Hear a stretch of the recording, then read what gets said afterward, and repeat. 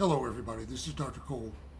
It's Sunday afternoon, July 6th, and this is the Week 2 message for Political Science 1013 for the summer 2025 term, the second 7 weeks. Okay, everybody. Our exam is Friday, this Friday the 11th, exam 1. So that will be available to you for 24 hours, Friday the 11th. 45 minutes once you begin the exam. You have 50 true, false, and multiple choice items. Now, of those 50, 35 or so will be based on the Units 1 and 2 class notes. I talked about Unit 1 last week. I want to talk about Unit 2 today. The remaining 15 or so will be based on the 4 articles I asked you to retrieve online. Please be sure you have done so. Don't wait until Thursday or Friday. If any of those links don't work, please contact me and I will do my best to get that material to you. But don't wait until the last minute. Okay?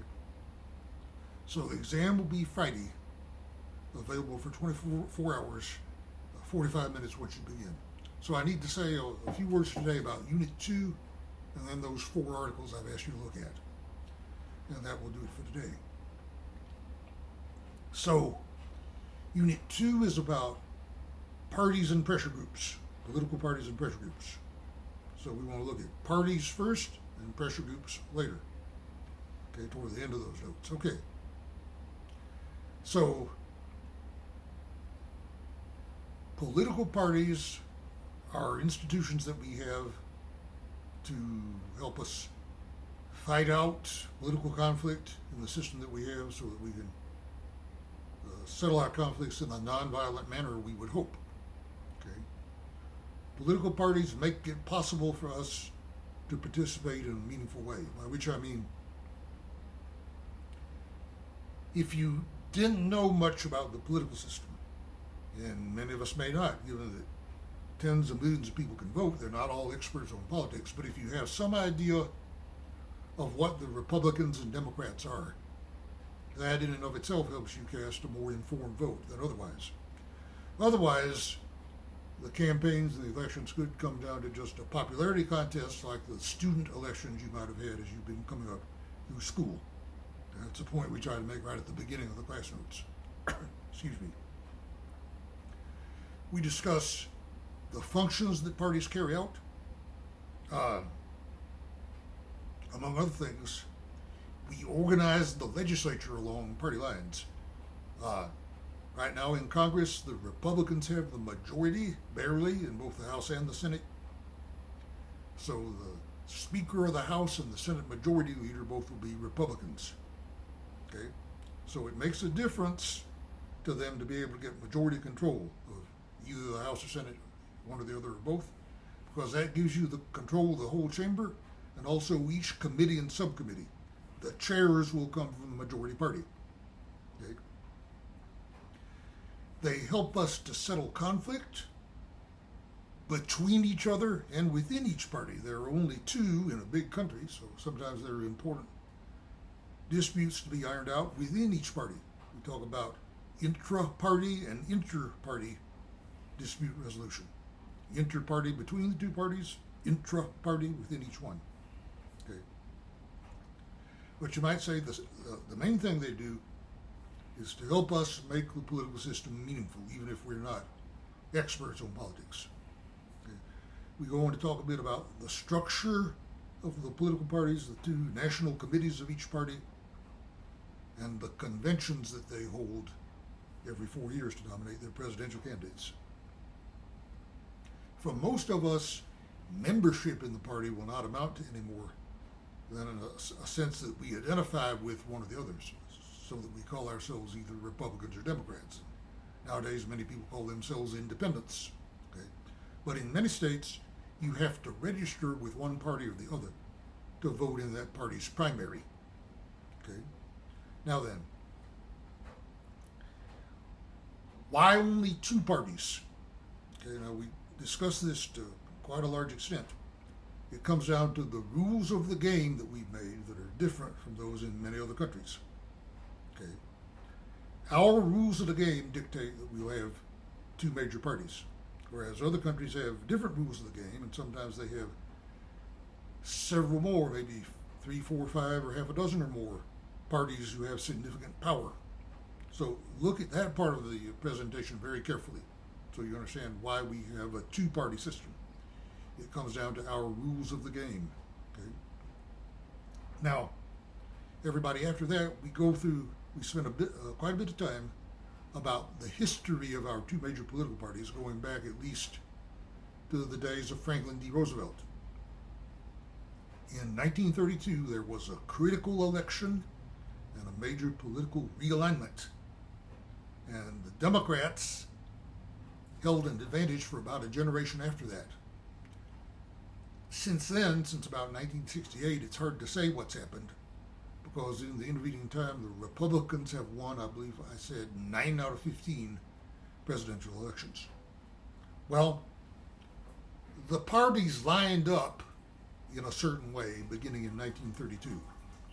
And we give you a roster of the kinds of people who lined up on either side. Okay. It's changed somewhat in the meantime, but not 100%. For a long time, it was safe to say that the Republicans were the party of the haves and the Democrats the have-nots. That's not nearly so clear anymore. Now, it seems as though we have haves and have-nots on each side. Okay, and we talk at the end of the section about political parties about how the makeup of the parties now as of the year 2025. All right. Then everybody, we go on to talk about pressure groups. Now, there are two major political parties and perhaps thousands of pressure groups. Okay. We emphasize that pressure groups, by and large, are there usually on behalf of the economic interests of their members. Not always, but most of the time. Okay. Sometimes there may be other interests at stake, but usually it's an economic interest. I like to say for every product in the economy, for every service that's provided, for every profession that's practiced in the United States, there'll be groups organized on behalf of the makers of that product, the providers of that service, or those in that profession to pursue their interests. Okay? And there can be any number of them. We try to discuss some of the major ones. The AARP, the NRA, the U.S. Chamber of Commerce, the NFIB, the Business Roundtable, the AFL-CIO, in the business sector, the labor sector, the ag sector, the labor sector, the tech sector, the government sector, governments lobbying each other. Okay?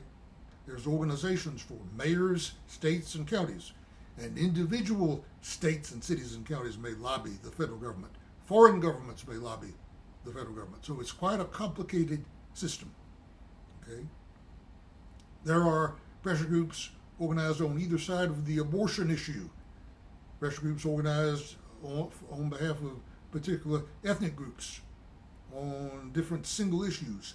Generally, though, it is on behalf of a economic interest. In most, if not, but not all cases, most of the pressure groups are organized on behalf of some kind of economic interest. Very often, you see a professional organization that was organized for other purposes, but also engages in lobbying or pressure group activities. That would be true of organizations like the ABA, the American Bar Association for the legal profession, and the AMA, the medical profession for the medical profession. And there will be specialties within each that may have their own professional organization that acts as a pressure group. Okay. When we think of pressure groups, we think mainly of lobbying. Okay. Lobbying means contacting a public official on behalf of the interests of your group, the group you belong to. Very often, groups hire professional lobbyists to do this for them. Okay. We think of lobbying as corrupt, and it can be corrupt, but lobbyists would tell you that their job, in the main, consists of doing research and providing information which needs to be reliable to members of Congress and other public officials. Because if it's not reliable, a pressure group on the other side will call you out on it. They also engage in advertising and propaganda to try to get you on their side, maybe get you to contact your member of Congress on their behalf. And they also give money to political parties and individual candidates. The corruption can enter in there, although it's restricted under the laws that we have. Some of which the Supreme Court has weighed in on and declared unconstitutional in some cases. We go through at the very end of the class notes the rules and regulations and which sorts of groups are regulated by the IRS and which are regulated by the Federal Election Commission. It's important to note I have a slide about the so-called Washington revolving door. People who work on congressional staff, committee or subcommittee staff, or the staff of individual members, are doing very similar work to what lobbyists do who are affiliated with pressure groups, and people will run back and forth. Okay? You work for a member, that member gets defeated for re-election, you go work for a pressure group. It's the same type of work. It's noteworthy, worth making a note of that. Okay, political parties and pressure groups. Before we go then, everybody let me mention just a bit about those 4 articles we've asked you to look at. Okay. One of them is about young people in the 2024 presidential election by Jean Twenge. Jean Twenge is a social scientist, not a political scientist. She is a psychologist, whom I believe she's interested in political psychology. But she looks at surveys that have been done after the election. She does not believe that there's been a dramatic swing to the Republicans among young voters. Other people would disagree. But see what you think of exactly she says. She thinks young voters are liable to go back and forth from one election to the next. Okay. We have an article about political violence. Now, political violence has become quite worrying. We had 2 attempts on the life of President Trump when he was a candidate. The CEO of United Healthcare was murdered. So were 2 employees of the Israeli embassy in Washington, D.C. And people were attacked and firebombed in Boulder, Colorado, demonstrating on behalf of Israeli hostages. Most recently, just a couple of weeks ago, a member of the Minnesota legislature was assassinated along with her husband. Another couple was attacked, but they survived. So there's talk flying around that people are going to be afraid to run for public office because of all this. So read that article and see what you think. Then we have one article about each of the political parties. We have one by Harold Meyerson from the prospect.org website about disagreements among Democrats about what they ought to do going forward, having lost the White House and both chambers of Congress to President Trump. Then we have Molly Ball from the Wall Street Journal writing about Republicans and free trade. Republicans, by and large, used to be free traders, but President Trump has reversed that. We know he wants to impose tariffs, or at least threaten tariffs, for the sake of maybe getting a good trade deal from our trading partners to maybe get more market access for U.S. products overseas. But President Trump is not a free trader. He's more of a protectionist. That's why he threatened at least to impose tariffs. So see what you think of that. Okay, so those 4 articles look for about 15 items based on them, and the other 35 based on my notes for units 1 and 2 on participation and on parties and press groups. The exam will be Friday the 11th for 24 hours, 45 minutes once you begin the exam, 52 false and multiple choice items. So that is it, everybody. Contact me as needed in case of any issues, problems, or questions through the course website or at david.cole@opsu.edu. Good luck on the exam. Contact me as needed, and we'll be getting back in touch with you after the exam over the weekend. Take it easy. Good luck.